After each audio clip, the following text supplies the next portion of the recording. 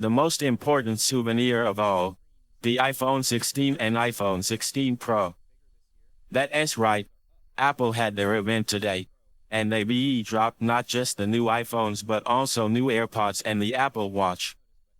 But for now, let us dive into the real stars of the show, the iPhones. Buckle up, because this is going to be a wild ride of first impressions. We knew this was coming, right? A minor update to the iPhone 15. But somehow Apple has still got to convince the world to buy it. The iPhone 16 looks very much like its predecessor, but as usual, they spiced things up with new colors: ultramarine, a stunning indigo blue vibe, teal, pink, black, and white. Oh, and the cameras, they're no longer diagonal but lined up vertically again, just like the iPhone X days. And it's not just for nostalgia, it's so you can shoot spatial videos. Apple's always thinking of the angles, literally. But apart from that, you've got the same rounded corners, the same form factor, and pretty much the same speakers and antenna lines. So what's actually new here inside? We've been bumped from the A16 Bionic to the A18. Performance 20 to 30% faster. Better ray tracing, twice the neural engine speed, and a hefty 8 GB of RAM to handle all that Apple magic. But here's the real kicker: Apple briefly mentioned bigger batteries without giving us any hard numbers.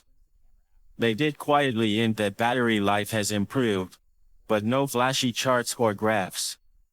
I'll be putting this through the paces in my full review, so subscribe to see if it really delivers.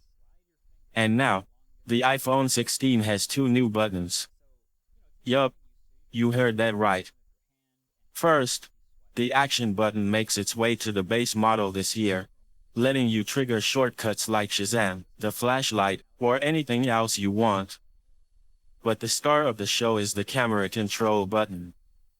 This is next-level tech: a pressure-sensitive touchpad with a Taptic engine that gives you tactile feedback like a camera shutter button. Press it to open the camera, half press for photo options, and swipe it like a trackpad for custom gestures. Apple's given third-party apps like Instagram and Snapchat access to this, which could be a game changer. The placement a little weird on the bottom right, but we'll see how people adapt. Now, let's dive into the Pro lineup. New colors: Desert Titanium alongside the classic Natural Titanium, black and white. Same design, but slightly larger screens this year: 6.3 inches on the Pro, 6.9 inches on the Pro Max. Thanks to thinner bezels, these phones look sleeker than ever. Inside, you guessed it, A18 Pro, the most powerful chip in any iPhone yet. CPU and GPU performance up by 20 to 30%, better ray tracing, and efficiency improvements. Apple even claims that the Pro Max will have the longest battery life ever in an iPhone. But the real headliner: the cameras. A new 48MP main camera, a 48MP ultra-wide camera up from last year's 12MP, and wait for it, a 5x telephoto on both Pro models. Oh, and how about 4K 120fps slow-mo straight from the cameras? That's right, cinematic level footage right in your pocket.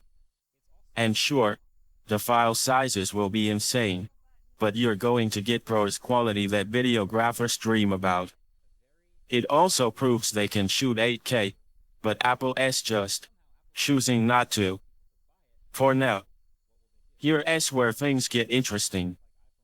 The iPhone 16 series will launch with iOS 18, but here's the kicker: none of the Apple Intelligence features will be there at launch. No Genmoji, no Image Playground, none of the futuristic AI features that they've been hyping up. Those will trickle out in updates later, with iOS 18.1 being the first to bring some of these goodies. So what you're getting at launch is mostly just the hardware upgrades: faster chips, better screens, improved cameras. But the real AI revolution that's coming later. And honestly, This is the big separation moment for Apple.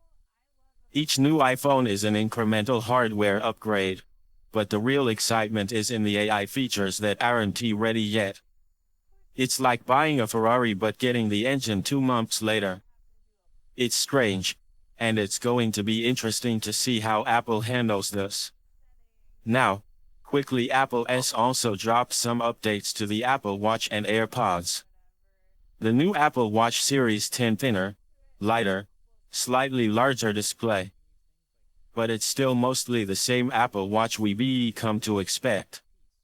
The new AirPods 4 though, those come in two flavors, with one model getting active noise cancellation at just $179. Bargain for noise-canceling AirPods. Oh, and the Apple Watch Ultra 2 Matte Black. That's it? But it looks so good I'm already tempted to upgrade. So, that's the iPhone 16 and 16 Pro, the great separation. Apple's giving us solid hardware upgrades but saving the AI fireworks for later. It's going to be a fun few months seeing how this all plays out. What do you think? Will the camera control button and improved cameras be enough to convince you? Or are you holding out for those Apple Intelligence updates? Let me know in the comments. And be sure to subscribe because I'll have full reviews coming up soon. Thanks for watching, and I'll catch you in the next one. Peace. Party Popper.